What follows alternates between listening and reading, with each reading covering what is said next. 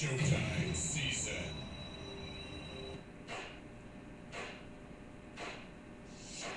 Yeah, because I had 3 co-hosts and then all this stuff. I forgot.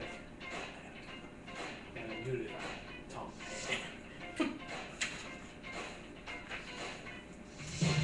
Yeah, now, yeah, we're gonna. I'm gonna let it kind of play a little bit. Okay. We're gonna go on in. Oops, everything. Shoot. Oh, I dropped one. Oh, was just something.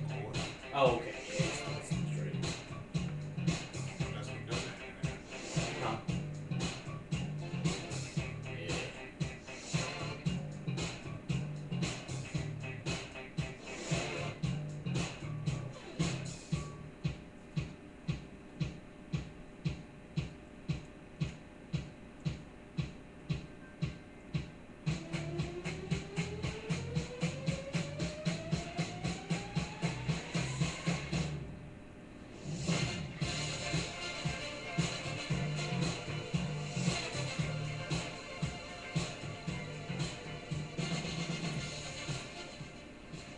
Welcome again to the 2-hour ride it is Couch Coach Live.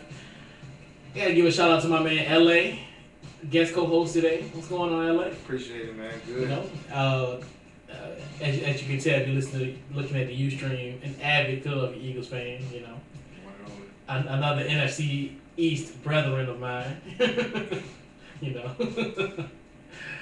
I wouldn't step foot in Philly. I don't know if I would make it alive out there. Nah, you be alright. It's okay. You think so? Not with Redskins and stuff. Though. I mean, as long as you lose a game, you get no problems.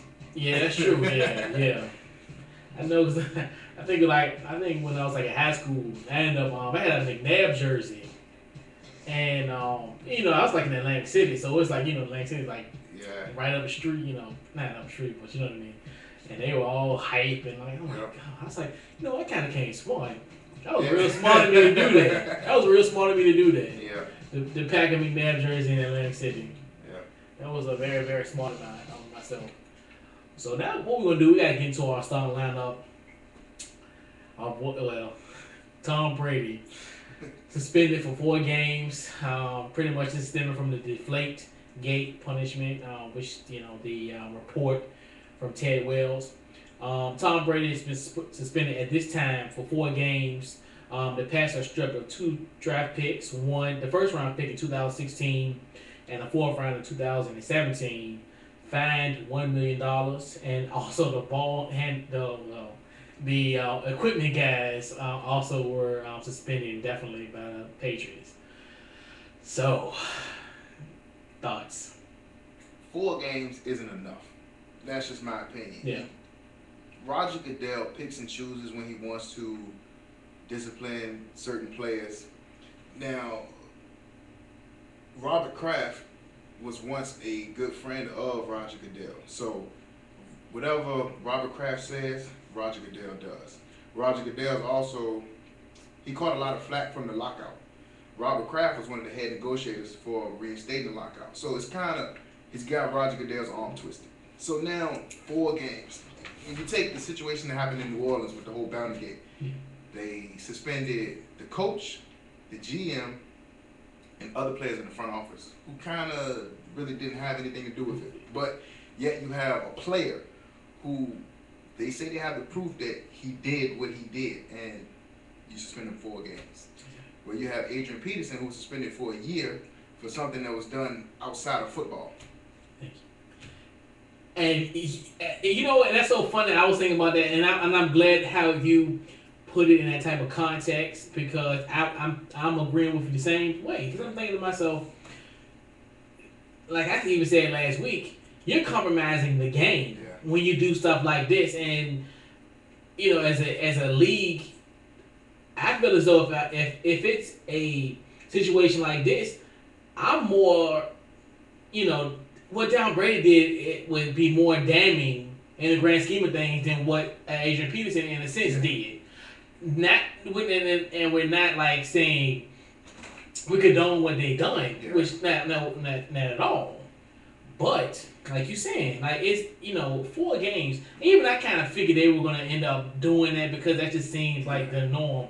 Four games is what you get suspended for using performance enhancing drugs. Same thing as steroids. So you telling me that he jeopardized the integrity of the game? That's what he was suspended on, was conduct detrimental to the game. That's the same charge that Pete Rose caught with baseball, and they banned him for life from baseball.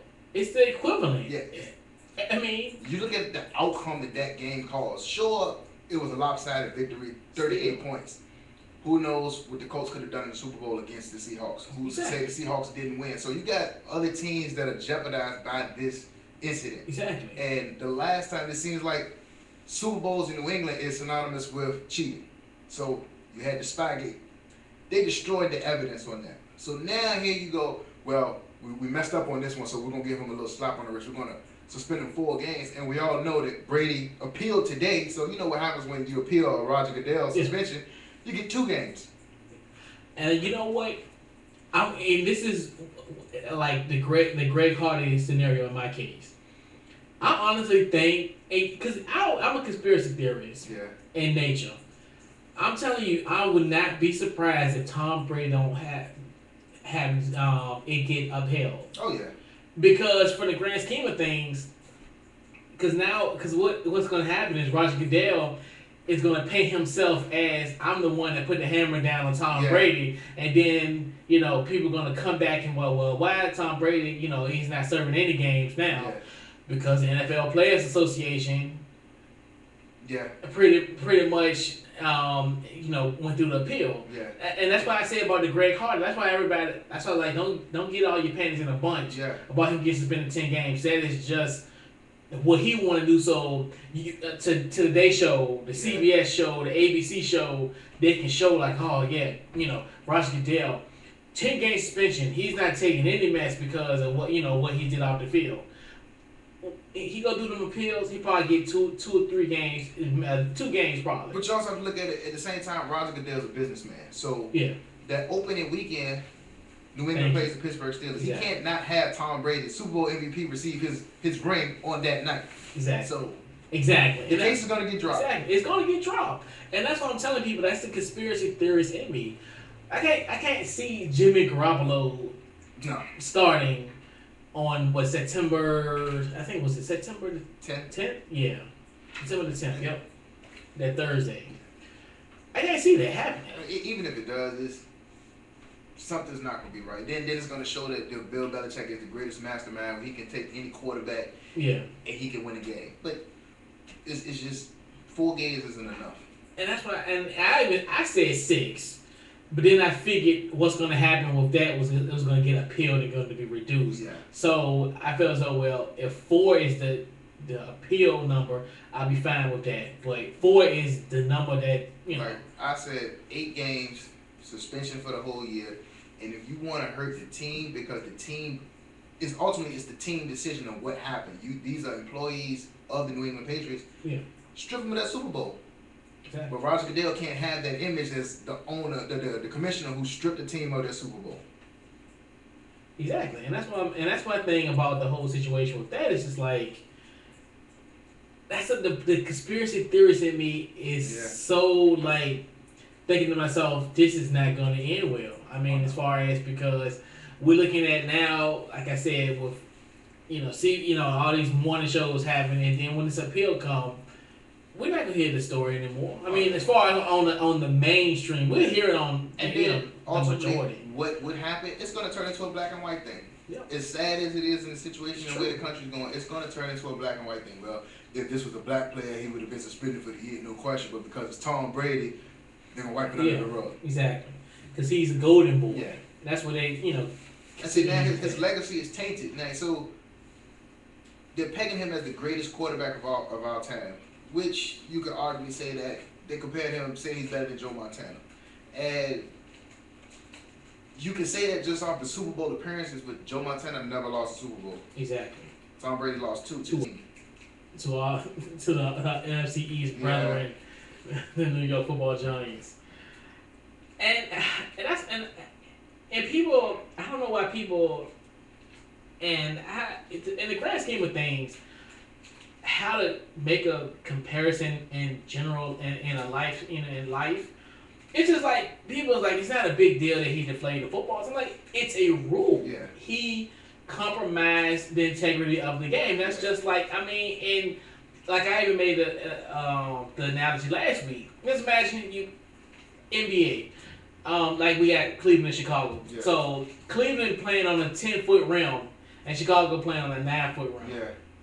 It alters your jump shot. It alters your jump shot. It alters everything.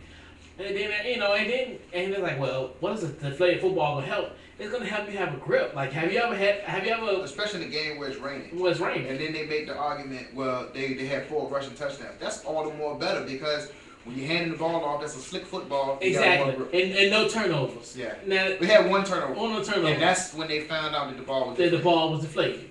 Right.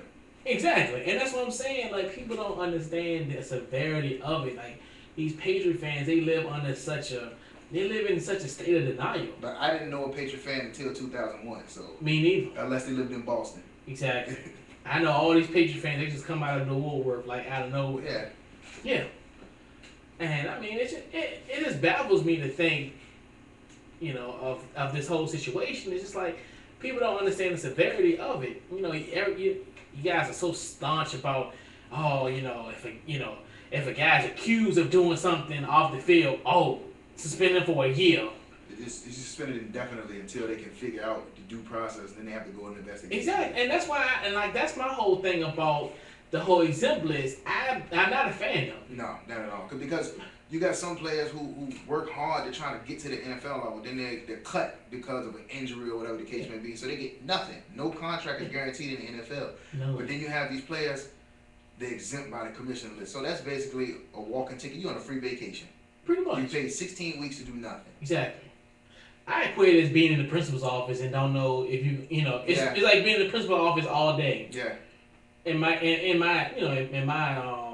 comprehension of it, I mean it's a trip, man. It's crazy. Let's switch a little focus now. We're gonna go to the NBA as we talked before we went on air. Monty Williams fired. Took the New Orleans Pelicans to the playoffs for the first time since 2011. Yeah. You gotta think about the whole Chris Paul leaving, the ownership, the NBA owning them, and the whole trade for him to go to the Lakers and all that just botched. I mean, he's able to rebuild with Anthony Davis and a nice nucleus. Yeah. Made it to the playoffs in a hard Western Conference, and now fired. I mean, the thing with coaches, they get too short of a leash. Yeah. A lot of times, they never get to finish out their contracts. They start out to build a team. Then something happens, and some things are not their fault, where you get an injury to your star player. So Anthony Davis, if he plays 82 games, you could calculate for at least 5 to 10 games that they could have won had he played. So that means they don't get put up in that first round matchup with Golden State. They might squeak by on another team. So, and it's all, now you have to start all over again with another coach. Okay, this coach doesn't like this player, so now you blow that team up and try to bring in another nucleus. So now you're back at square one, and you just made the playoffs for the first time in 5 years. So, and then you just got to start from scratch. Yeah, and it's a shame. Like, it's a shame in the grand scheme of things of how that works out. And I'm like, these guys, like you said, it's such a short leash, and I'm like, these guys have to develop as a cohesion, as a unit, and you just messing everything up. And honestly, that messes up the quality of the game. Yeah. In the grand scheme of things, like, it's just a trip.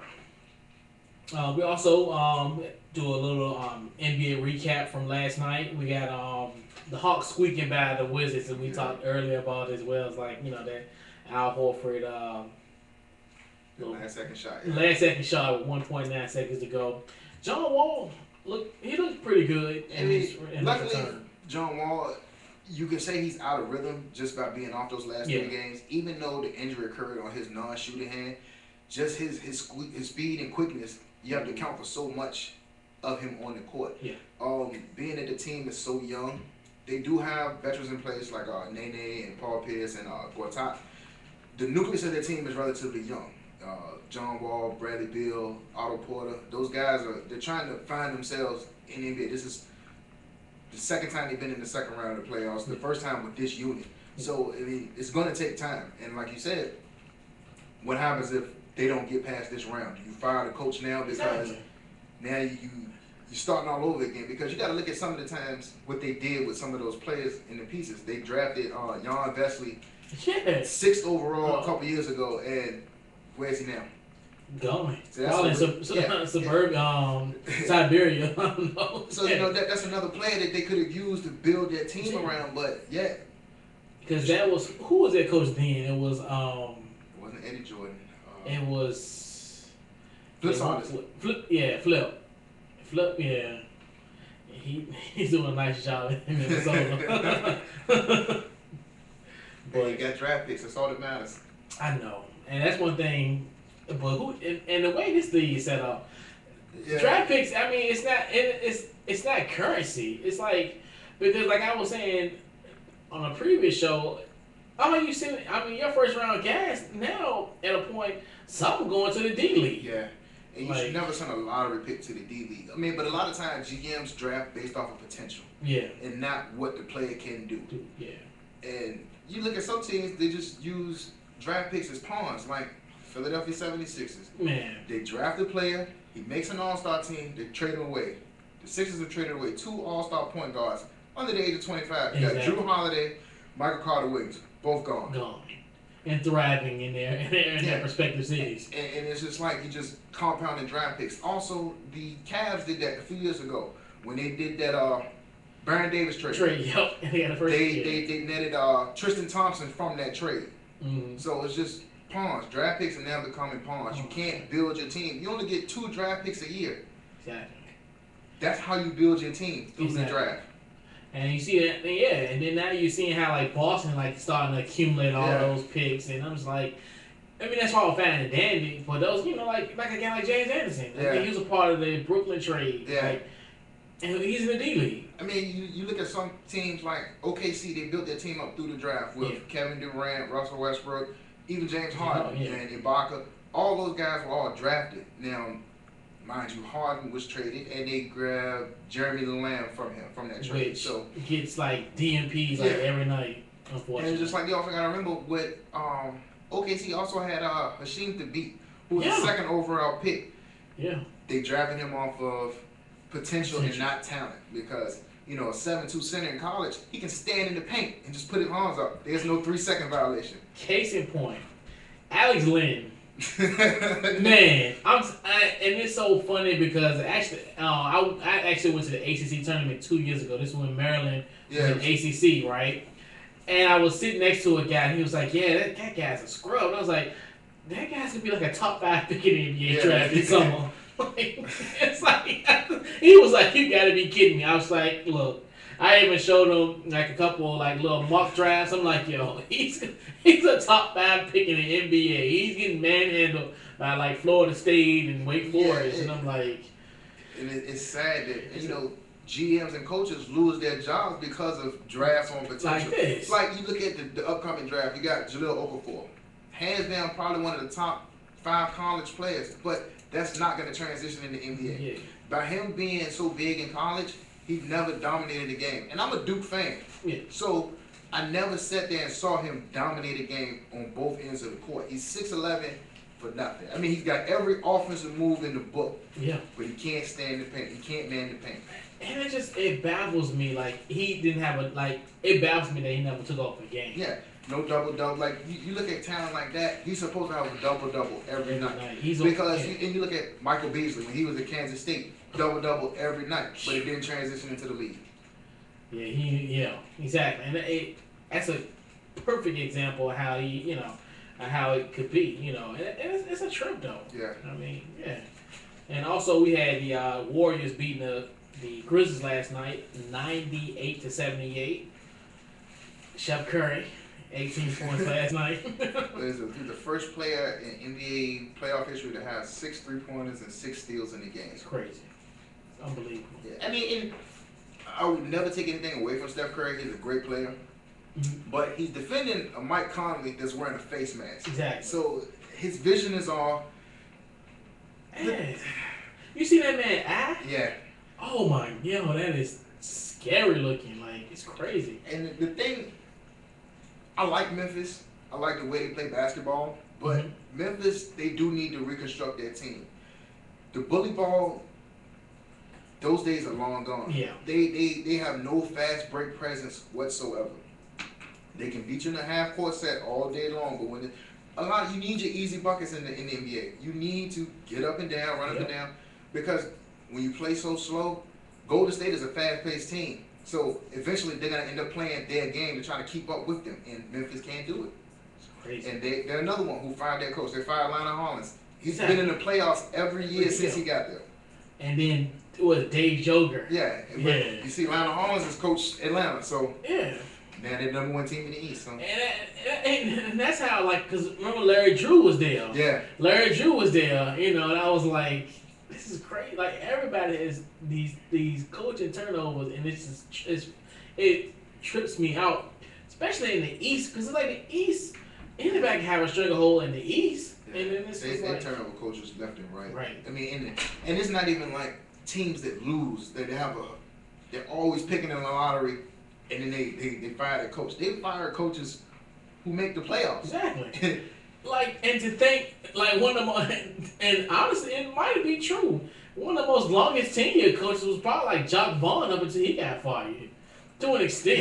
Yeah. I mean, he won the longest tenure. But also, you have to look at what they did with Jock Vaughn. Jock Vaughn went into a bad situation. He took over the team after they traded Dwight Howard. Then they expected him to make diamonds out of coal. And it wasn't going to happen. Like, he's like he was going to go to the finals with, you know. Tobias Harris. I mean, and Victor Oladipo. Like, they're good players, but you just not when they play out basketball. They're not ready yet, especially in the, in the East. And also, before we take a quick break, today's NBA action, got the Bulls and the Cavs. Pau Gasol's coming back. I just want to see a Game 7. I want to see a Game 7 Saturday night as well. Yeah, we need a Game 7. We need Game 7, especially in this series. And then we got the Rockets and the Clippers later on tonight.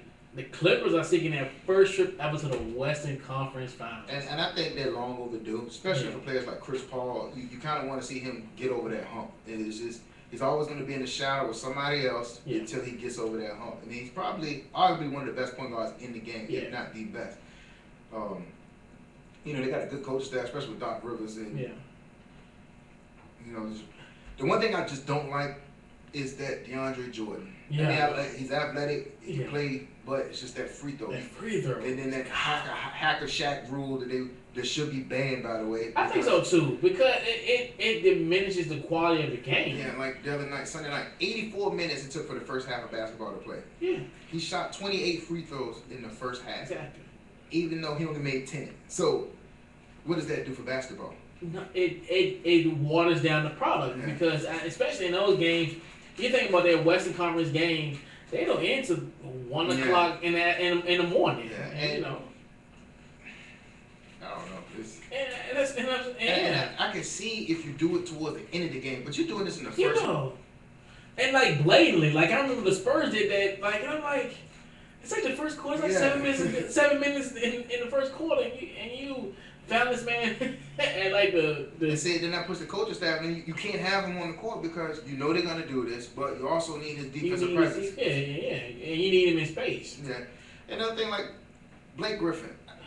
Blake Griffin he's gifted, but is there something missing out of his game? He just didn't have that aggressive tenacity. There's no reason why he should never have 20 rebounds a game. The guy can jump out of the gym, but you'll see him in a game with Chris Paul has more rebounds than him some games. Yeah. Which is unbelievable. Like, I don't know, man. It's a trip. And I thought Houston, at the beginning of the playoffs against that Dallas series, Houston looked like the most complete team. But what goes to show with that team is they need a point guard. They need someone to take the ball out of James Harden's hand. Yep. Even though he's a hell of a player, he needs the offense to run through somebody else, let him catch and shoot, then dribble and drive, but not set the offense through him. Yeah, and definitely the missing Patrick Beverly definitely helps them, hurts them big time. So what we'll do, we'll take a brief time out. We come back, we will do our starting five, which are 5 questions that we will, pretty much discuss and provide, some answers here and there. So we'll be back. This is Couch Coach Live.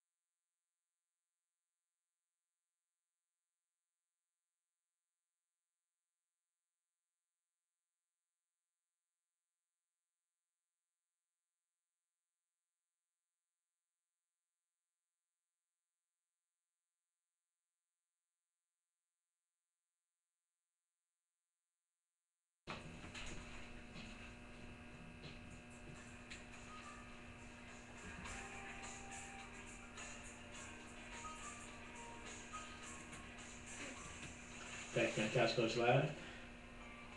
That's the first time I heard my phone ring. That's kind of yeah. So we're back as we mentioned before we went on break.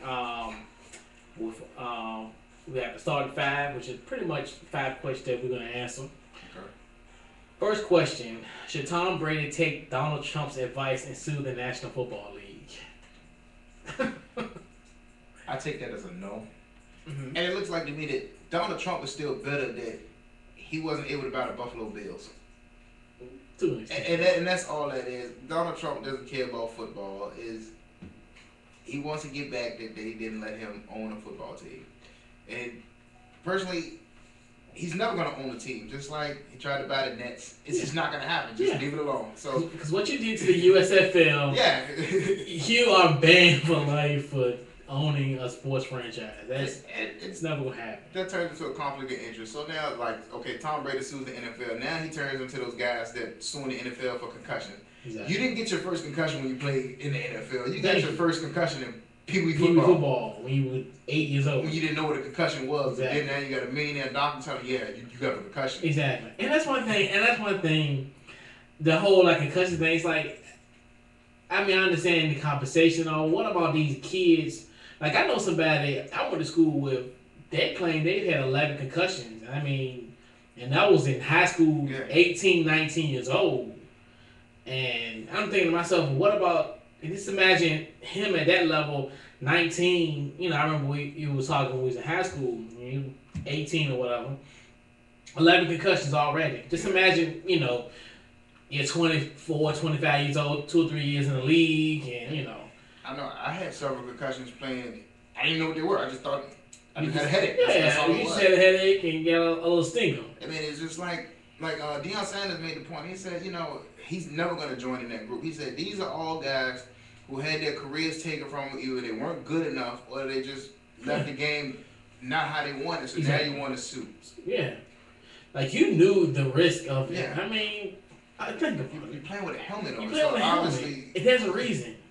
There's a reason. You don't see boxers coming out suing the WBA or IBF. You don't see that. It's exactly. Just players that they don't have it anymore. So now they blew through all their money. So now they're looking for a paycheck. Yep, they're looking for a paycheck. And then everybody, and that's another thing, how they're trying to rally against people, and try to pay the sympathy card. Yeah. And that's what I mean. That's one thing. It's just like, and it's the same thing go for Tom Brady. Like, no, if you sue the league for $250 million, you've played your last game in the National Football League. You don't even make $250 a year. So exactly. So you were only suspended for 4 games. So why are you even going to exactly? And he said because it's based on defamation of character. And I'm like, you didn't lose your UGG deal. Exactly. You're fine.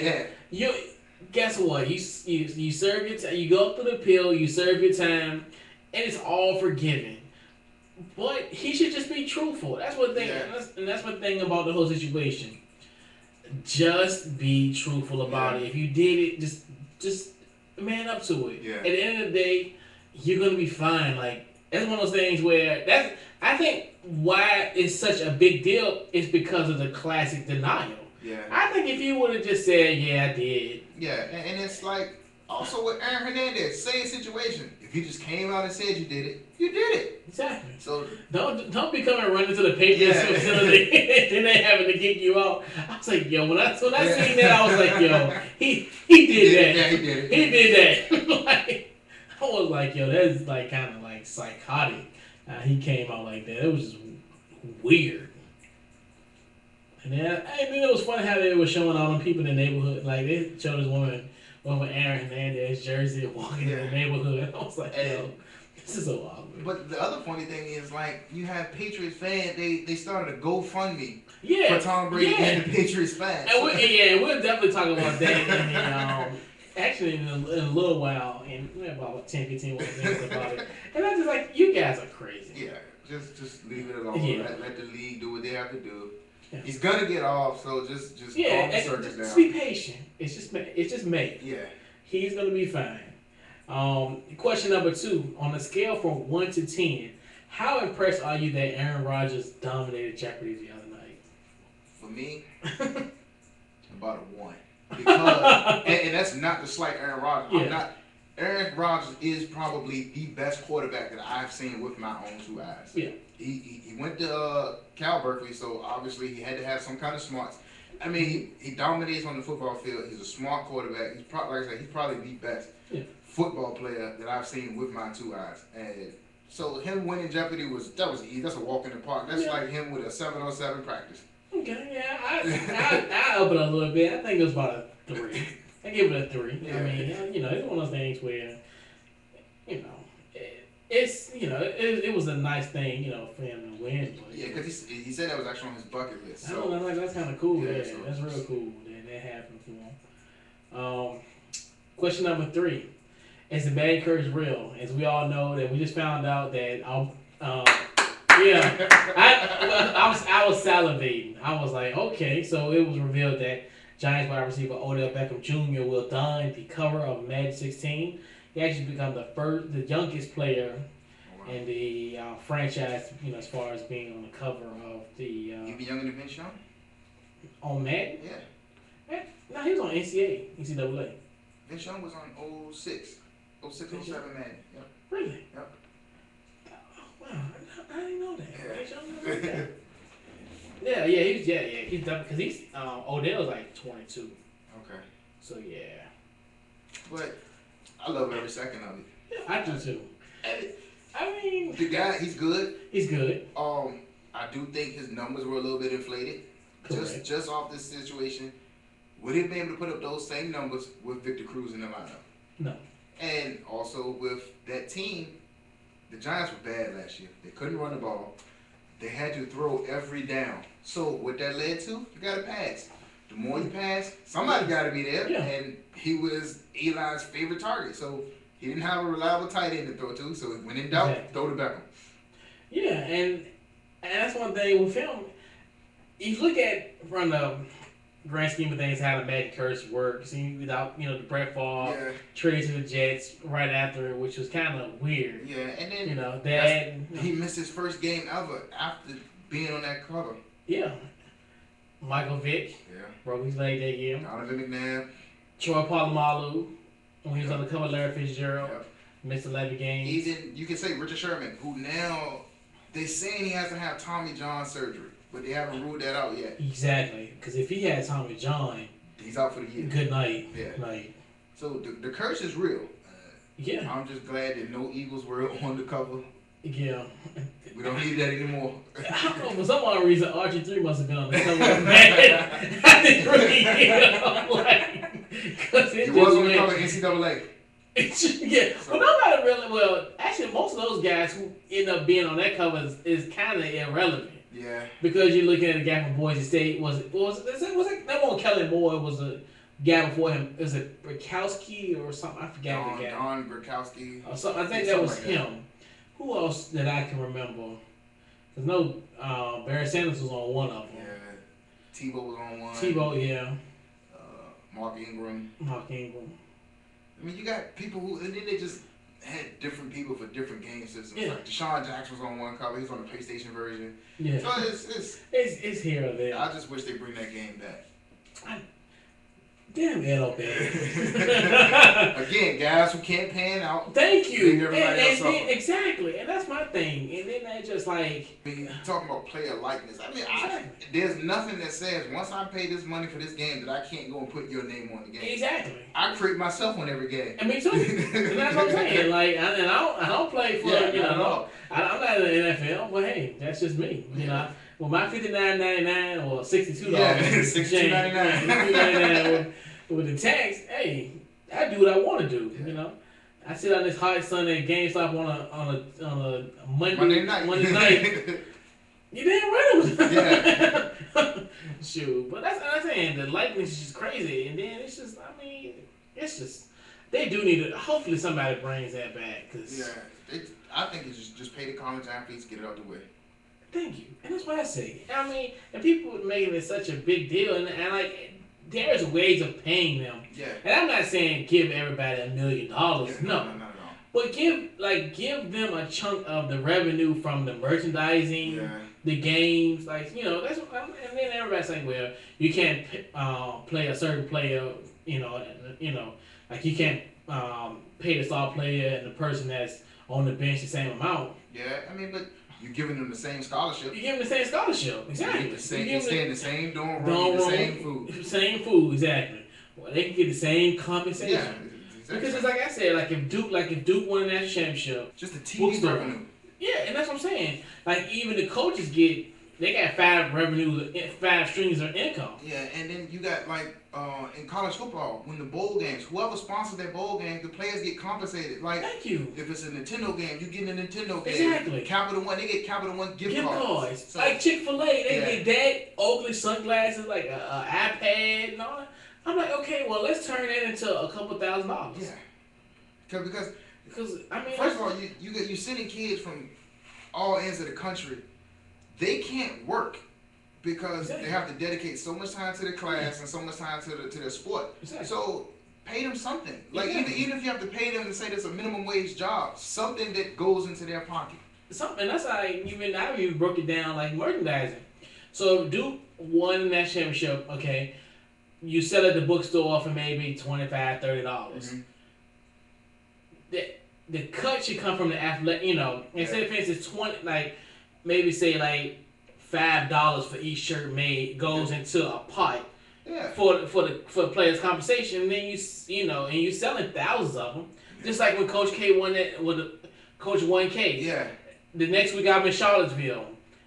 I swear I seen at least about 20 to 30 of them.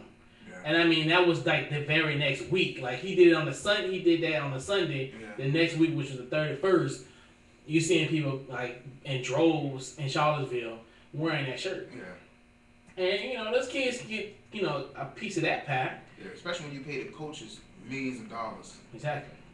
Like.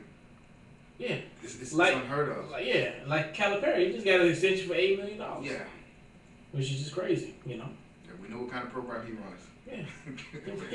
he runs a mystery organization with a lot of So, question number 4: did Taj Gibson deserve to be ejected in Game 5? Your thoughts? Yeah, because that's a rule of the game. You can't do what he did, but everything causes a reaction. So if you can review the tape, you see that the guy tried to purposely hold his leg down and trip him up. So without that happening, then the guy doesn't kick him. But at the end of the day, I understand you do have to keep your composure in those type of games. Mm-hmm. But I mean, it's playoff basketball. The emotion high is gonna happen. So. And my thing is, if your leg is locked, your first thing is, you're just trying to get it out. Yeah. Because I mean, I'm glad that they did not suspend him. No, and I was like, if you suspend him, then Cleveland need to forfeit a game the next round. If you suspend him for that, J.R. Smith should be out of the playoffs for punching Jay Crowder in the face. Exactly, and then I would set up a GoFundMe account for Taj Gibson's fine. Round up this week's starting 5. Are you excited for a John Daly 30 for 30?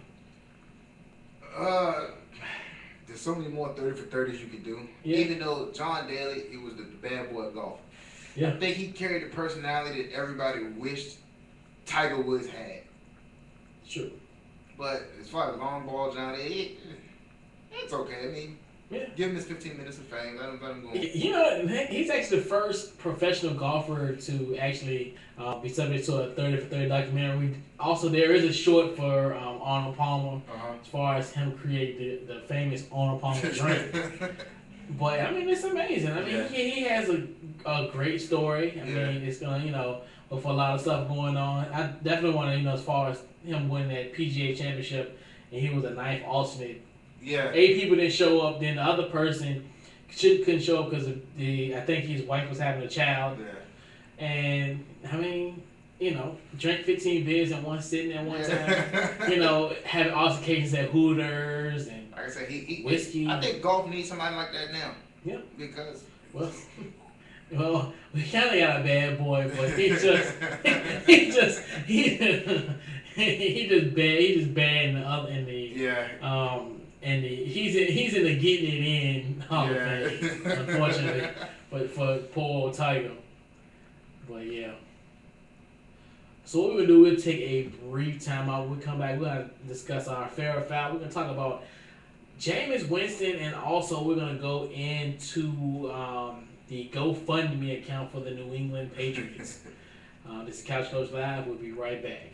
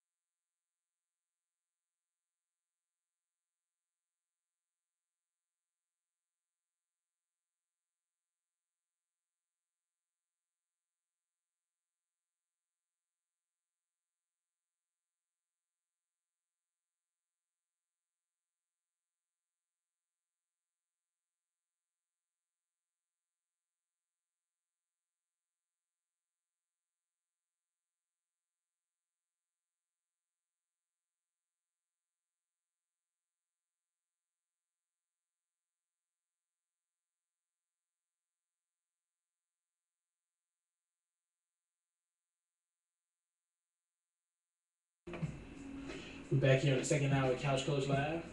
Got LA in the building. How you like it so far, the first hour? I'm liking this, man. I can get used to this. Yeah, most definitely.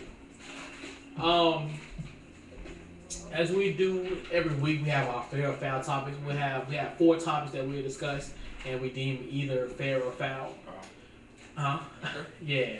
So first off, we had Bobby Bowden. You know, the legendary coach at Florida State. He's actually on Paul Feinbaum's show the other day. And Feinbaum asked him about, what's your thoughts about James Winston? And he said, and I quote, "I think it's a consistency among Florida State fans and boosters that he was an embarrassment in a lot of ways to the university. He won a lot of ball games, probably one of the best football players that ever attended Florida State, but he hurt himself off the field. The good news is that he's young enough to get over that, and he's got to do that. But he can just make those. He just can't make those junior high school decisions that he made while he was in college.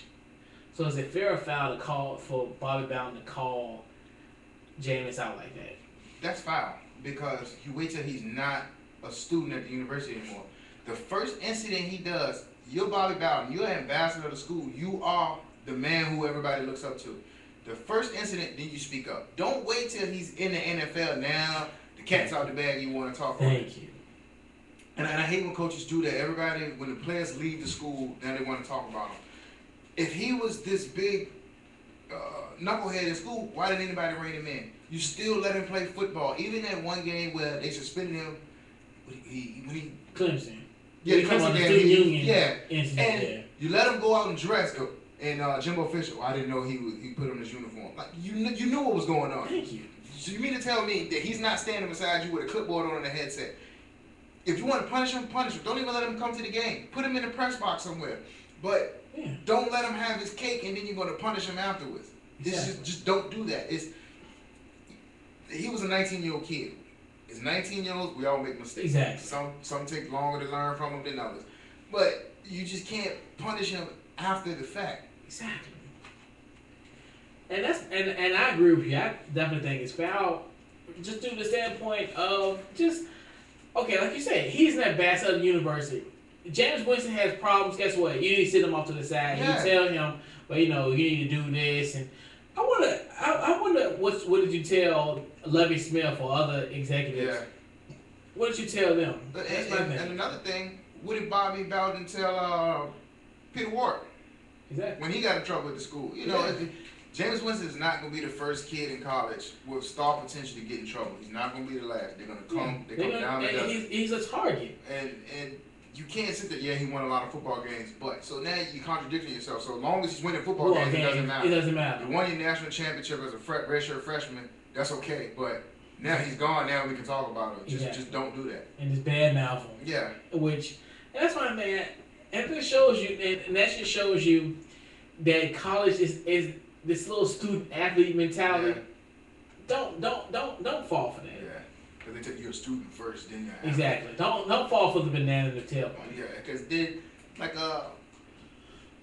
Johnny Football a few years ago, when he got caught signing an autograph, you suspended him for a quarter against Rice. Exactly. A quarter. Like, if you're gonna punish the kid, punish him. Put him out 6 games. Make a difference. Yeah, give him a Tom Brady suspension. Give him 4 games. But they ain't gonna do that because guess what? It's wins and losses. Yeah. Because and then that's the thing with college football. That BCS. If you can't afford to not have your star player on the field. And they was on pins and needles in that Clemson game. Yeah. Like, oh man, we gotta win this game. We gotta win this game. Yeah. You wouldn't have been in that 4. You would have lost to Clemson. Yeah. And that's what it is. It's wins and losses. That's what it boils down to. It's not a student athlete where, okay, if he did something, well, we're gonna suspend him or we're gonna drop the hammer on him. No. Had he won this national championship this past year, would this have been even a topic? Now, what if Tampa didn't take him first round pick? Would James be wrong for filing charges against Bowden for slander? Because here you cost this guy millions of dollars because your words Could also be having a pack on NFL GM or Yeah. scouting department. And that's my thing. I wonder what did he tell like Lovie Smith and all those type of guys, because you gotta think about it. If you gonna say stuff like that, then come on, what did you tell the other guys? And that's my thing. You're doing it now because he's gone, and I think in a sense he didn't disclose that to other NFL GMs during because they claim Tampa Bay talked to 75 people that are like that knows James Winston personally, and Bobby Bowden's got to be one of the top guys who as far as I know, of course Jimbo Fisher as well as Bowden. So to me, I mean, just but to call him, you can't call him an embarrassment. Exactly. See, I mean, and he said, well, he won ball games. Yeah. It's just like the whole crab leg incident came out after the fact. Exactly. I mean, but that was James trying to clear his name before the draft, and I have no problem with him doing that. Yeah, and I always just say like he should just know next time, and with age, and that's one thing too. And I think I even kind of said like as far as he shouldn't be able to do it, but you got to think about it. He's a 20-something-year-old kid. Yeah. Like I mean, that's easy for me to say now at 30. Yeah. Because I mean, who knows if I would have, somebody would have gave me, somebody would have told me going to the grocery store. Oh, next time you come here, I got you. Yeah. I mean, and that goes to the fact where if you paid him to play football for you, he wouldn't have to go and get the hookup on crab legs. He would have had his own money to get him. Yeah, and see, and that's where I kind of like, I so disagree about that, because to me, I just think, and what happens is, I think when at that age you have to learn those type of lessons. Yeah. Because it's easy to, say as I do, Yeah. in a sense, because until you're put in that situation. Yeah, until you're put in that situation, because you got to think about it. And at that age, you don't think like people are after you like you are once you get older, once you kind of experience life. Yeah. Because now, I'm not, as an adult, I already got that mentality. If somebody at the grocery store tell me, oh, next time I got you, well, what do you want from me? Yeah, exactly. He's not going to know that because of just his age. I mean, he's just, and that's one thing people don't understand, like, I hate when they, especially when character issues come up with young college athletes, people still gotta realize at one point in their life you was his age. Yeah. And it's even worse now because of just how things are nowadays. Oh yeah, especially with social media. If you do anything, especially as a high athlete figure, pictures and everything, somebody's recording at all times. Exactly, and even if you have a picture, somebody can doctor it. Like it's a case in point. It was a guy that plays for University of Richmond. He had a picture of him having a middle finger, and somebody put a Snapchat. I'm assuming somebody from BCU like doctored the photo and said, he's saying, that at VCU. He had a picture of his middle finger and they put a thing saying VCU, which I'm like, exactly. That's what it showed you. Like, even though the picture in a sense didn't mean any harm, it just might have been a personal picture that got leaked. But you see how that turned into people thinking like, well, he don't like VCU, or him, having an issue, and him, as if he made the actual picture himself, which is not the case. Yeah, because like you see it all the time. You go on Instagram, you take one bad picture like the Denzel Washington picture. Oh my God, Denzel is signed up for Christian Mingle. Yeah. You seen the one about the football? Like, the one that's talking about something when your uncle be in the cookout and finish grilling. He want to show you a spiral. And then, you 18 yet? Yeah, who made the green? Shirley, you made the green? Yeah, it's like, how your mama doing? Yeah, you can't do anything. You can't do anything. And this just wanted to have a nice out in the fight. Yeah. He's like, I know I'm regretting this. Like, so the camera's always on you. So exactly. I mean, for James, it's a lesson learned. He knows he can't do the same mistakes in the NFL. Because now the microscope is 10 times bigger. Extremely. Yeah, now you're the face of an NFL franchise. And the Tampa Bay Buccaneers. Yeah. You are the face of the Buccaneers. It's not a good face to be on, but I don't know. I really think, I don't know. I think Tampa Bay got something brewing. As long as Lovie Smith is their coach, they have nothing to worry about. But we're gonna make a brief transition. So as we talked earlier, and we talked about the all that as far as the New England Patriots are concerned, and actually there are some fans that have created. Okay. Anyway, I hate when those things come up because you don't mean to touch the video when you're scrolling around. So there's been as there people know GoFundMe people. There's a GoFundMe for stuff that people with vacations, somebody that's suffering an illness or a loss or whatever. We have a GoFundMe story that's just probably one of the most unbelievable ones that you can. So there's been a GoFundMe site for paying the bill for the Patriots, the $1 million fine that the Patriots will have to pay in the Deflategate situation. So at this point, this is from this morning, they have raised $1,310. So that's 1,310 fools out there. Pretty much, dollar wise, yeah. Because when you look at that, when you're gonna just say, "Are we gonna pay for it?" So that means that you believe also that they're guilty. Why would you pay a fine if you didn't do anything? Exactly, appeal it. If you're innocent, you shouldn't pay anything. Exactly. And $1 million to Robert Kraft, it's nothing. the owner of Kraft Cheese. Exactly. Exactly. That's like $2. Exactly. That's nothing. Because guess what? That Kraft Cheese in the millions of homes. Yeah.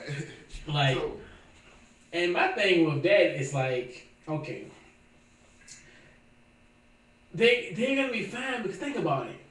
You had to pay Tom Brady for 4 games. Yeah. It was like $2 million. Yeah, that's $2 million. Yeah. And then you gotta think about it. Okay, I'm actually gaining $1 million. Yeah. Like even in a loss, I'm winning. Yeah. Like, ain't that crazy? Yeah. I mean, the only thing that I wouldn't even say the draft picks will hurt them. I don't think so either. They trade the picks all the time anyway. Exactly. So a first round pick and a 4th round pick the year after. And a 4th round, yeah. That does nothing for a team. Because all they gonna get in the 4th round is another Aaron Hernandez. Yeah. I mean, well, the Patriots drafted a long snapper this year, so hey, yeah. It is what it is. It is what it is, but it's just one of those things where it's just it baffles me. So what we're gonna do now, we do I call it the couch coach bits, where it's like like when you're on the sofa and you find stuff, you change this, that, and the third.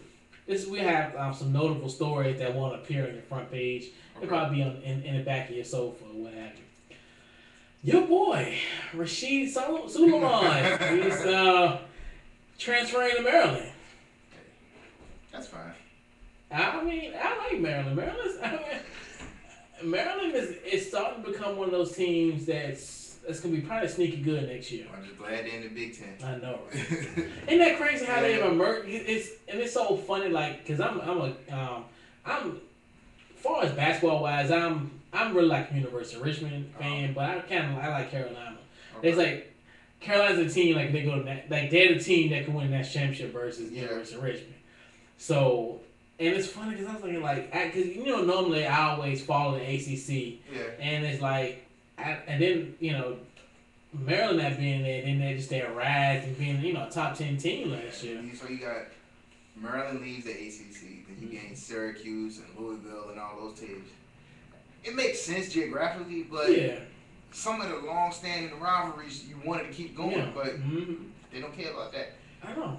Suleiman was a good player when he first got to Duke. I saw a lot of potential in him, but it's just that you saw his immature ways. He went from being that guy when he was in high school, then you saw him when he went to Duke, he had to take a back seat. He had to go to the bench. He didn't like that, so he started pouting and complaining. And then ultimately he found himself off the team behind that sexual assault case, which ultimately I think it was dropped or whatever. Yeah. But then, it came out that, he was just a hard player to deal with. I mean, and that's, you saw his attitude reflect off of that. So, I mean, I wish him nothing but the best in Maryland. And I think he's going to have them big time. I mean, we look at it, when they have the nucleus they have at Maryland, I mean, he just adds to it. I mean, he's not a key ingredient, but nice little seasoning. Yeah, I mean, he's not a freshman, so you can kind of throw him in the fire and give him something to work with. So. Yeah. And also, moving along, we got Fred Davis. Just fresh off the reinstatement last week. Actually, Sam doing the Patriots. I guess he's Aaron Hernandez. No, he been gone for 2 years. I can't even pick the two. And Fred Davis. I mean, he showed flashes in the 2011 season with 59 receptions for 796 yards, and so I don't know if they're gonna get the 2011 Fred Davis or. I mean, Fred Davis before he blew out his Achilles, he was a good player. I mean, yeah. Granted, he did those numbers with Rex Grossman throwing to him. So, now he would have Tom Brady for 12 games, but, It's happened to 16. Yeah. I'm telling you, man. It's certain situations, like, you're just glad he's out of D.C. now because, they legalized marijuana in D.C., so yeah, that's his biggest Achilles heel, so you got to keep him away from that. And speaking of that, like, why would Shane Ray go to Denver? Yeah. John Elway, man, what the hell are you doing? Yeah. That's another one of those guys picked on potential. Yeah, and that's what it boils down to. And then you got like people like Shane Ray and Randy Gregory. Both were in trouble for the same thing, but one went first round, the other one went towards the end of the second round. Yeah. And I know this is totally off the cusp, but what about now La'el Collins? Isn't that crazy how that went down? Like, yeah. I mean, and to be honest with you,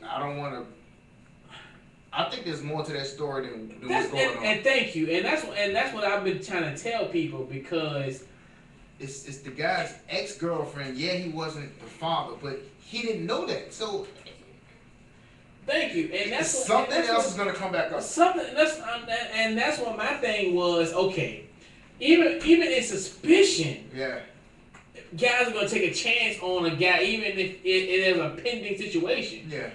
I mean, you're looking at this situation as Ray Caruth all over again. Yeah, and I'm telling you, I'm telling you, and people, and I'm reading stories, and you know how in your mind you think it's got to be something else to this. If this man is in Chicago Monday in a Play 60 event, and then the feds come looking for you and telling you to come back to Louisiana. Yeah, and then like. They're saying that he grew up a Cowboys fan, so he kind of handpicked where he wanted to go. I mean, even though you cost yourself millions of dollars with that, like his agent, or if he's not picked in the second or third round, and that's my thing. Even with that, like you're not in a position to say that. Yeah, you're not in a position to control your destiny, and you have, even though they claim he wasn't even a person interested in the thing, but when you're so close to that, and for that to happen, and that timing doesn't help whatsoever. I mean, like I said, 2 people lost their lives during that tragedy. So I mean, we don't know what was said, and like the girlfriend, hey, you about to be a millionaire. I'm coming for your money. So you don't know, and my thing is how you went from you were a first round pick to not being drafted. Yeah, and then. You got your Cowboy fans that sit on their high horse, and we got another piece in the offense. You don't know that. He's never taken a snap. He's never taken a snap. You don't know what happened. Yeah. So 2 months down the road, they found out that, okay, he lied. He's not going to be the first athlete to get caught lying, Tom Brady. Yeah. But, you don't. That's what I'm saying. You still don't know. Yeah. Because, he was one of the ambassadors for this draft. Yeah. And then don't get drafted. That is the most bizarre. He waited longer than Geno Smith, so that stuff like that. That should tell you something. Exactly, and that's why I'm like, and it's funny because you know how sometimes when you read stuff and it's almost like I comprehend it, but I'm thinking to myself, there's got to be something else to this. Yeah. Like there's no way that. First of all, when they said that he wasn't a suspect, like how is he not a suspect? A suspect, but. He's in Chicago, and you're telling him to come to Louisiana, as if just to question him. Just to question him. Well, question him Monday after he get drafted. Yeah. Why does he have to leave? And Roger Goodell blocked him from leaving. Exactly. Yeah. And that's what I'm saying. How does that happen? I don't know. And that's what I'm saying. Even Roger Goodell couldn't get him out of. It's the same man that seen a video of a Ray Rice. Let me stop. Let me not get fired. But anyway, and that's what I'm saying. Like, and that's why I was like, it's got to be something else to that because I mean I understand. And I was just kept on thinking to myself, there's got to be something else to this because of just the situation. And I'm just like, even though they said, well, the DM probably wanted to make a splash, but you don't make a splash like that unless you got a smoking gun. You don't, like, if he was just somebody who could do a carry the witness, you could have came to Chicago and talked to him and questioned him in, you know, in his, because to me, you're almost making it seem like he's a flight risk. Yeah. That's how I kind of looked at it from that type of standpoint. Because it's like, you could have came to this hotel room. You could have came to Chicago. I mean, it's like, you can, fly or whatever. You know, I don't know if it's maybe I watched a little bit too much First 48. Yeah. But you got to think about it. Something else is something else to this. Yeah, and the truth will come out. So. And that's it will. Speaking of rookies, tough break for Dante Fowler and also Jeff Heuerman. Both tore their left ACL in their left knee. Both will be out, unfortunately, for the 2015 NFL season. I tell you, I don't know what's going on. ACLs now have become the most common injury in football. We never saw it before. You had Jamal Anderson, Terrell Davis. They tore it, and they were never the same. But I guess if this keeps James Andrews in business, go right ahead. He's like I'm telling you, he's the expert. Like he's the man for that. Like if you got ACL surgery, you gotta go to him. I just hope he worked on Sam Bradford's knee. That's all I care about. Yeah. Somebody broke it down like they're thinking it's like maybe just the components of what you eat and stuff. But they were saying something about like when like a sports drinks, like the sugar.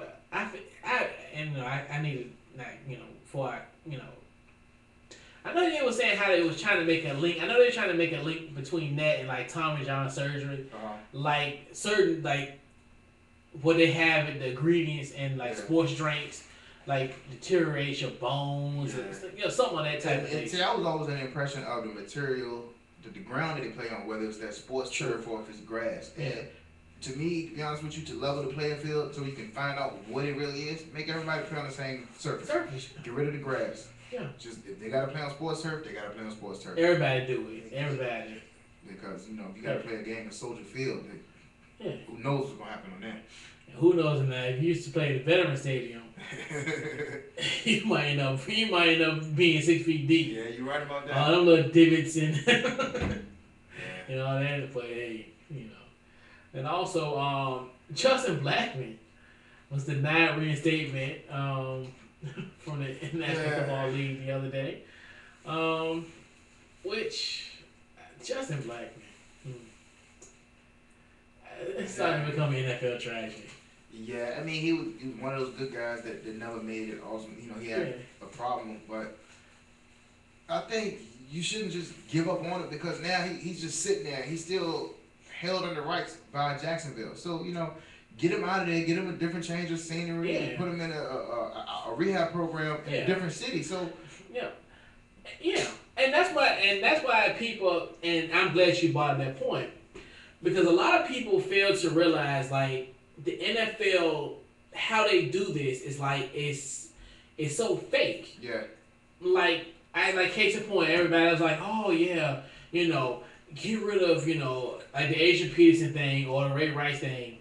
Oh, suspending that's the right thing to do. No, what you need to do is you need to give them a support system. Yeah. And get them on the right track. So with the thing that's gonna happen with Justin Blackman, is that gonna happen with Josh Gordon? Because exactly. You can't put Josh Gordon on the team with Johnny Manziel, who loves to party. And like they said, the reason for his last suspension was because he was out partying with them. Yeah. They went to Vegas on a fight night. And no one knew that he had a restriction to prohibit him from drinking alcohol and being in those influences. Yeah. So you got to put those people like in right position. Yeah, and give them a support system like you said because ultimately, the NFL, the players are the investment of the NFL. So if you want to protect your investment, You want to protect the quarterback so nobody hits him below the legs. Thank you. Protect your players from themselves. And protect the players from the pitfalls of alcohol and drug abuse. Yeah. If you But know they they have don't. problems, you gotta help No, them. I mean, but, yeah. I understand that. Yeah, they're adults, but sometimes adults need help too. But you gotta understand, these are rich adults. Yeah, and they're still kids. They're under They're still- age yeah. of 25, and they're probably gonna have more money Like, yeah. than me and you gonna ever have in a lifetime. So, Like Jamie Dixon said it. Not Jamie. It was. Is it Jamie Dixon? No, that's his name. Jamie Dukes. I'm thinking about the coach from Pitt. Yeah. But anyway, he even said like football players at that level, socially and even sometimes economically, they're like mentally retarded. Yeah. In the grand scheme of things, as far as the social aspect and as far as them, having money and stuff. And what the NFL do is they try to appease people. They try to appease the consumer, like butt kissing in a sense. Yeah. When you do those type of things, because we don't, we see Josh Gordon, he's spending for a year. Like, how dare him ruin opportunity? But have you provided him an opportunity? Yeah. For him to overcome his addiction or whatever's going on, because you kicking a guy off from his environment. Yeah. Like, and that's why I'm so like, and that's one thing. I'm a Redskins fan, but I like what the Cowboys do with their players as far as helping them. Like the whole Josh Brent, Jerry Brown situation. Like, I understand. Like he may not have should have came to the game the following week, but they didn't shut him out. Yeah. Which in most NFL circles, he probably would have been shut out. We would have never heard about him no more. Who knows what he would have ended up doing to himself. But also the thing with the NFL is they're so against drinking. Yeah. But the number one advertiser for the NFL is Bud Light. Yeah. And Anheuser-Busch. All of them. Yeah. So exactly. and then you got to look at other situations where you're kicking Justin Blackman out of football. Wes Welker tested positive for amphetamines. Exactly. And that's a recreational drug. Exactly. Molly. Yeah.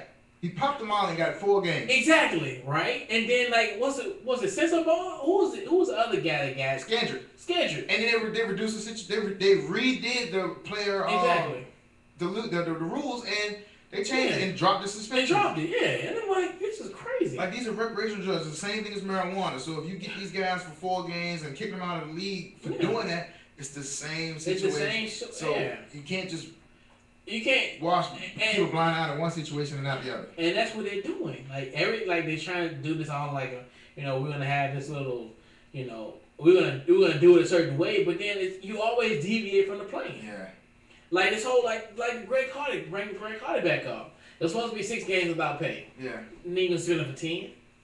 I mean, that's the same thing what happened last year. Like Adrian Peterson, they let him play the first game.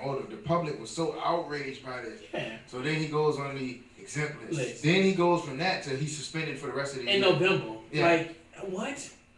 He was a waste of. I picked him up on my fantasy team thinking he was going to play. Exactly. And he would have been good because going in, you having because at that time, who was that quarterback, Matt Castle?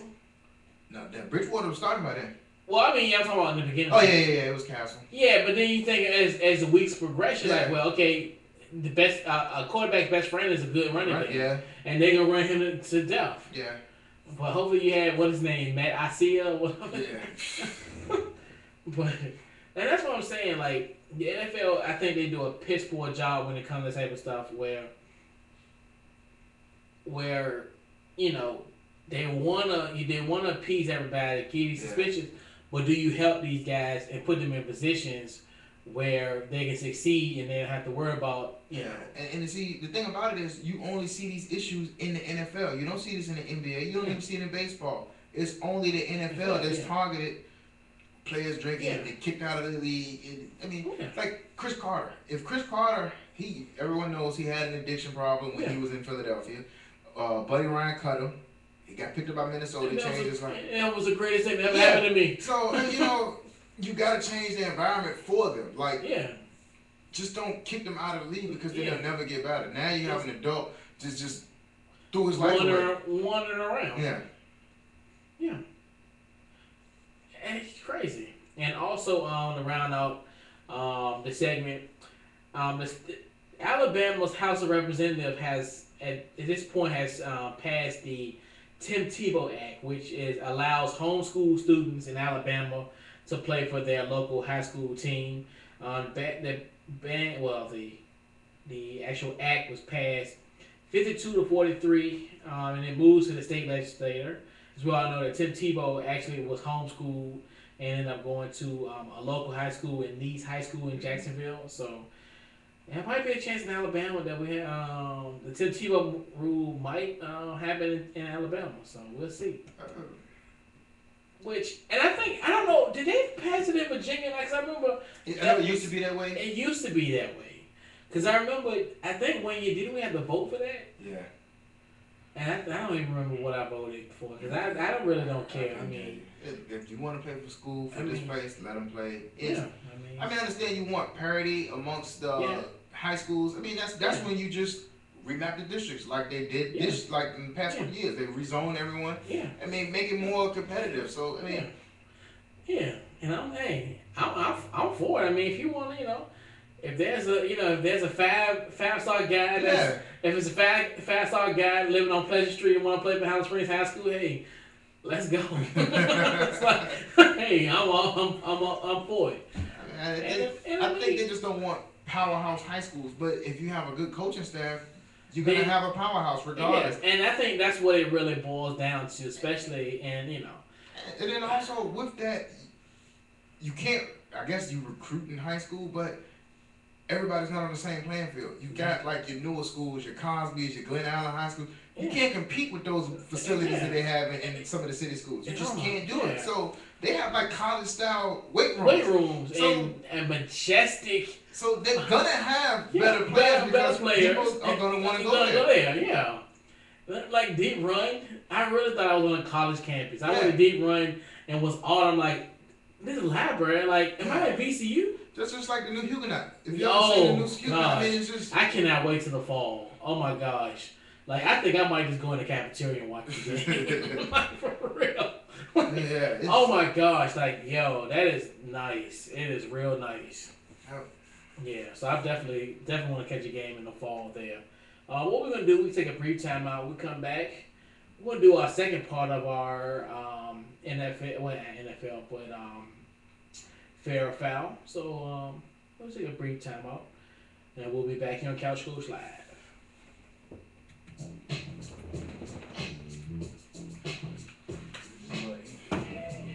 Yeah, Huguenot is nice though. Huguenot is.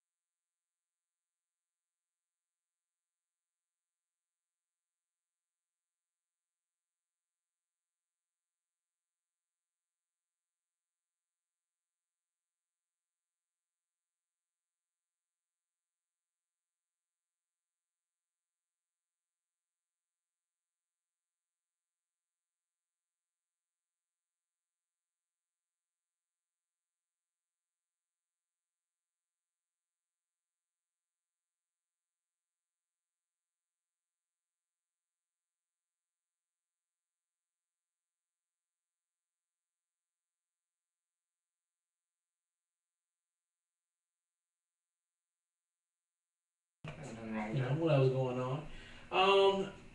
Jorge Posada. So pretty much he was saying, pretty much he's saying that either Clemens or Alex Rodriguez, they don't deserve to be in the Hall of Fame due to their alleged performance enhancement use. They shouldn't. Fair or foul? That's fair. They shouldn't. I mean, first of all, the whole steroid era is tainted. Yeah. No one should be allowed. If you were in that Mitchell report. Yeah. should not be Yeah. allowed in that. Yeah. It's just, then both of those two guys, they lied. Mhm. So then they came back. Yeah. Vehemently. And so A-Rod, you look at what A-Rod did when he was in Seattle. Yeah. That's when he said he first started using. So Exactly. you got to look at the contract that he did with it. Now, It was Texas, yeah. yeah, so you playing beside my all-time favorite, Ken Griffey. Yeah. So, Exactly. Griffey played the game Yeah. fair. Yeah. The only thing that hurt him was injuries. Playing in that Kingdom. Had he played on regular grass and not that turf, he'd probably be chasing down Barry Bonds. Isn't that amazing? Isn't that amazing how once he went from Seattle to Cincinnati, it was just like, it just went tragically bad for him. Yeah, it's just career wise. Yeah, because those two guys, like I said, Aaron and Clemens, like even Andy Pettitte, like Andy Pettitte is Roger Clemens' best friend. He said, yes, I used HGH to nurse an injury, and that's what he said he used it for. But he said, yes, Roger used it as well. So don't come back and say, no, I didn't do anything. Exactly. And then A-Rod, like the report said that you used to dope up at a party. Yeah. Like what? It's like who's at a party and like go upstairs and like just give me a shot there. I mean, like, the man was kicked out for a year. Exactly. Due to performance enhancement. So no, you shouldn't be in Baseball Hall of Fame. But also, I think Baseball Hall of Fame to me is like the worst system ever because you got to get 75% of the vote. Or you got to be on this ballot and that. My thing is, with any Hall of Fame, if you feel like this guy is Hall of Fame eligible, just let him in. Because each year there's going to be one more person that adds onto the list. And if the media didn't like this person, he's not going to get in. All this is a bunch of old men. Yeah. Old men with what I call just, that's just bitter. They're bitter old men. And it's just like and I feel sorry for these guys. Some of these guys not even going to live to see them being inducted in the Hall of Fame, just do something stupid. Yeah, like can you imagine if Skip Bayless had to decide and vote for somebody to get into the Hall of Fame? Exactly. Oh gosh, it would be Tim Tebow get there. You would only get Tony Romo and Tony Romo and Tom Brady. Yeah, and that's it. Even defending Tom Brady, I'm just like, this is ridiculous. Yeah, it's just. Anybody like Bud Selig, he should have been stepped up and changed the rules of baseball as far as how they don't do random drug tests. Make everybody test everybody monthly, so that way you know you're gonna test 5 players. Yeah. This part of the year, you got people just going in and out like Manny Ramirez. He found out how to cheat the system, taking estrogen pills to lower his testosterone level. Exactly. But eventually he got caught. Exactly. In the Ryan Braun situation, the whole I was just like, and that's why it's like they need to stop. Like that whole thing is botched. Yeah. Because and that's why like Colin Cowherd said it point blank. You get these sample guys who only make like $10 an hour. You need to pay these guys more because people are not gonna care when they get paid that least amount of money because it's just like for example, all right, let's say you're a sample guy. Yeah. I'm a millionaire player. Yeah. If I know that I'm gonna test dirty, here's $100,000. And guess what? I'll drink some water. Exactly. And I use my urine. Yeah, exactly. So the system is flawed. So.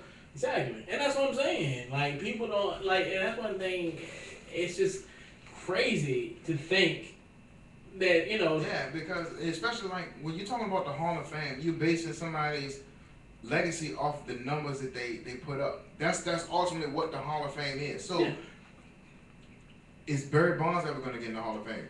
He's got the all-time record for home runs, so you're not going to put him in there? Why? Exactly. One, because the media hated him, and two, because... the whole Balco situation. So, pretty much. That too. And that's what I'm saying. Like, and that's why I mean, and that's why like it's very tame. Like if you're in that Metro Report, you Yeah. don't don't even come knocking at the Hall of Fame door. Like, Just don't do it. let's don't do it. Oh, okay. So what we're gonna do now? We're gonna do a transition. This is another. We said the bitter old man syndrome. Okay. I guess Chris Webber can be considered the bitter old man situation. He's the bitter ex-girlfriend. You know, which is just I just don't understand just the validity of it all. As we all know that 4 years ago, ESPN released the Fab Five, a 30 for 30 documentary about the 1991 Michigan basketball recruiting class of Chris Webber, Jalen Rose, Juwan Howard, Jimmy King, and Ray Jackson. The group reached the NCAA championship in both freshman and sophomore seasons, but never won it all. And of course, the ultimate moment, losing the 1993 championship game when Webber attempted to call timeout when the Wolverines had none. So the documentary, they pretty much said, was spearheaded by Jalen Rose. He, and along with Howard, King, and Jackson, all received executive producer credits. Notably, Chris Webber did not participate in the doc. Webber claims that he was the only one contacted a week before filming wrapped up, while Rose and others say he was on the same initial emails as they were. So, and for some, and that's one thing with Chris Webber. He actually was on Dan Patrick. And, with Chris Webber, being one of the lead, well, he's actually now a play-by-play guy for TNT now. And, they had to ask him about the whole, about his thoughts about the 30 for 30 dog. And this is some certain excerpts from it where it kind of came across as a bitter ex. He also said that it is disheartening when you pay attention to those rules for 20 plus years and somebody wants to be Hollywood and make it about them. And Chris Webber, of course, talking about Jalen Rose, and as far as that. And he's saying, no one ever loved the Fab Five, so why would you use us to tell stories to get that fake love? And also he said that he was disheartened by whatever someone is trying to create our legacy, because that's not our legacy. Don't try to go back and act like you were smart and a martyr and all of this. Don't do that. Just tell the story and let the people have fun and be like us. So those guys are going to be a big part of my life, and I wasn't too happy with not getting full context of the story, but trying to show how tough, how hard, and all that. So, and before we get into Jalen Rose rebuttal, from what I've, and even the four guys have said that, everybody was on initial email, which it's kind of hard to believe that a team, if you have a documentary about a team of that nature, everybody clearly knew head and shoulders Chris Webber was the best player on that team. He even in the documentary they showed the assistant coaches and the recruiting guys. Chris Webber was their centerpiece. Yeah. And then it was like, well, if we get Chris, then he's gonna, if we get Chris, we're gonna get Jalen. Yeah. Everybody, it was like a domino effect. Yeah. Chris Webber was the number one player. They wanted him. Well, he said first they got Juwan Howard, and then they were like, well, try to get Juwan Howard to kind of bring Chris in, and they like, well, if Chris coming, Jalen gonna come. Because Jalen was like the last one that thing that they had that they were gonna have. But anyway, so Jalen Rose went on to talk to offer a rebuttal for Chris Webber's comments on the show. He said, meaning in the context, one dude, meaning Chris Webber, one dude traveled then called timeout. One dude lied to grand jury and hasn't apologized. One dude tried to circumvent the documentary to HBO. One dude ignored multiple requests from everyone involved after agreeing to participate. One dude played like President Obama and sat in a suite during Michigan's recent title game. One dude slandered Ed Martin after all he did for him and his family. One dude is not in contact with the other four, which is all good. One dude hasn't been One dude has been doing a rebuttal doc for years. One dude clearly is delusional and still in denial. And also said, "Congrats on your amazing success. Respect has no price. Man up." So, for the fair or foul question, is it fair for Chris Webber to hold on to this bitterness from the 4-year-old documentary? No, not at all. Because he was wrong. He was found. A grand jury said that they took money. They They a did. grand jury. So it's not like a high school principal. Yeah. We're talking about a grand jury. A grand jury And with evidence. So you got 4 people saying yes, we took money. So Chris Webber is the one saint in all of this who didn't take money. Exactly. No. It's, And even at that time, you were in the league. Yeah. So to me, because that happened in, that happened like 2003. Yeah. So I mean, it was like 10 years after. So what did he they do? left. You know, they say, okay, you took the money, Chris. Now what are they gonna tell you? You weren't the number 1 overall pick in '93. Exactly. They're gonna take back your contracts. Or what are they gonna do? They're gonna do nothing. So it's Exactly. just you didn't win anything. So you didn't get stripped of any banners or anything like that. Just wins. I think they had stripped of wins, and I think he was the only one. He just got reinstated like 2 years ago. Yeah. And I mean, And then the whole comment just said they didn't love us. Like, when you talk about the greatest college basketball teams of all time, only 2 come to mind. Yeah. The UNLV Running Rebels Yeah. of 1990 and the Fab Five. yeah, and in that same era, which is Yeah. amazing in the grand scheme of things. Is no one really. Well, people still remember the Duke teams, but I mean, the thing about it, when you're, that's one thing I don't ever understand about that comment was like, well, no one loved us, but in the moment, okay, yeah, you might have been looked as, different, but like we said, even during the breaks, everybody, if 5 people come together, I don't care if it's a business meeting, a little beer pong or whatever, any type of social event that requires 5 people, they're gonna name themselves the Fab Five. Yeah. Regardless. Like you got the Big 3, the Fantastic 4, then the Fab Five. Five, That's just the way it goes. That's the way it goes, regardless of what's going to happen. So, and my thing is just, hey, this is 20. How many years? Chris Webber left in 1993. So that's 22 years ago. Yeah, let that go. Just hanging up. It's hanging up, man. And then my thing is just like, and even it's 4 against 1. Yeah.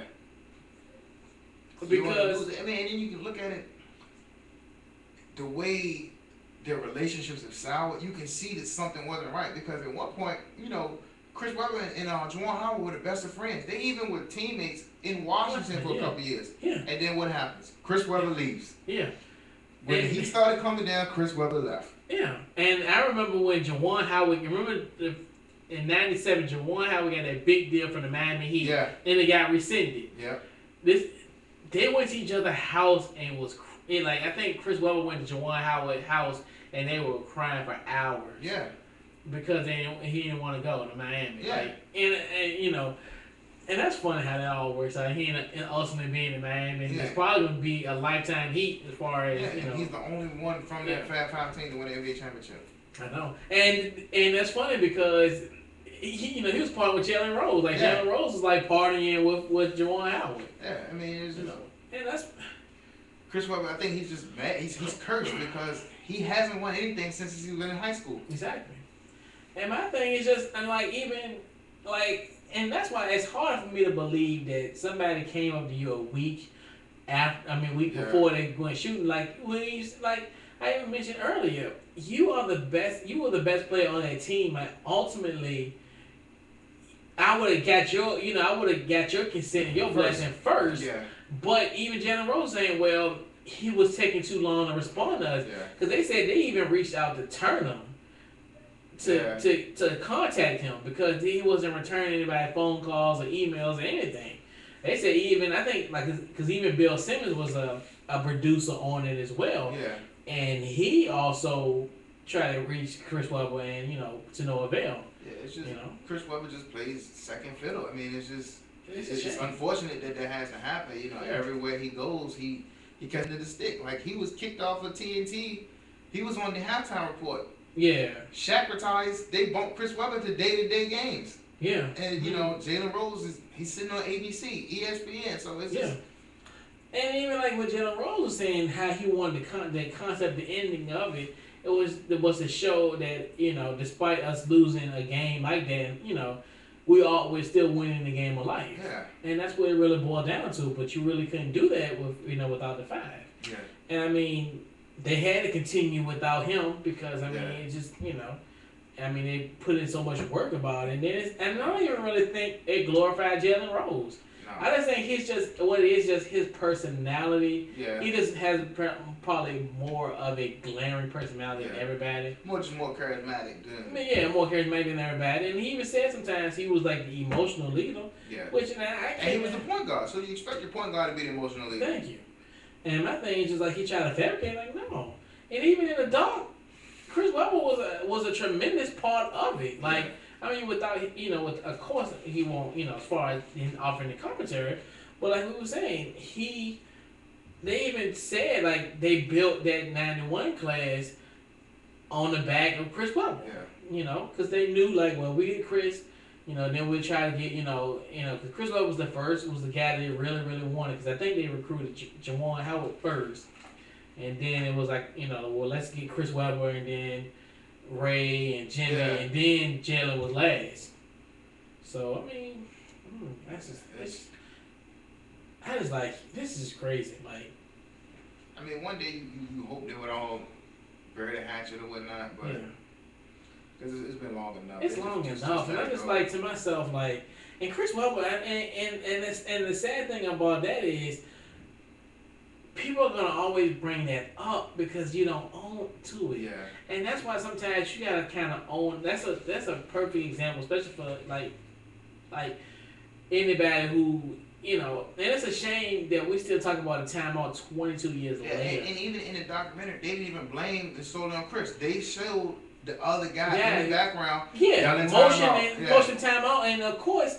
He's gonna be more tentative of what's going on in the game because he's not in the game. Yeah. So of course, if I see one of my teammates do a timeout, okay, well I guess we got a timeout. Yeah. And he even said it, And to me, it's and even Jalen Rose was like, because they wanted him to be a part of the team when they went to the national championship 2 years. Now it's what? Yeah, 2 years ago. Yeah, what was it? 13. Yeah. And they were saying how he, they wanted him to, they wanted him to be there. And it's like, Chris Webber acting like he's like, homeless and he lives on a bridge. He acting all bitter. And I understand, but it is what it is. Hopefully they do, they will patch up because hey, they are brothers in the grand scheme of things. So all that said, got about a minute left to go. Any final words? Oh man, I just want to see some good playoff basketball. Last couple of games. Last we checked, Chicago was up. Yeah, Chicago's up so far. Yeah. But ready for football season now. And who you telling? Man, you and me both. Where they can find you at? I'm on Instagram. Showtime 804. All right. That's it. Okay. So that wraps up this week's Couch Coach Live. You can also follow us on Facebook.com/CouchCoachLive. Also, Instagram Couch Coach Live. Mixcloud.com/CouchCoachLive. Pretty much just Google Couch Coach Live and you'll find us. So that wraps up from LA, the Couch Coach. This is Couch Coach Live. We'll see you next week.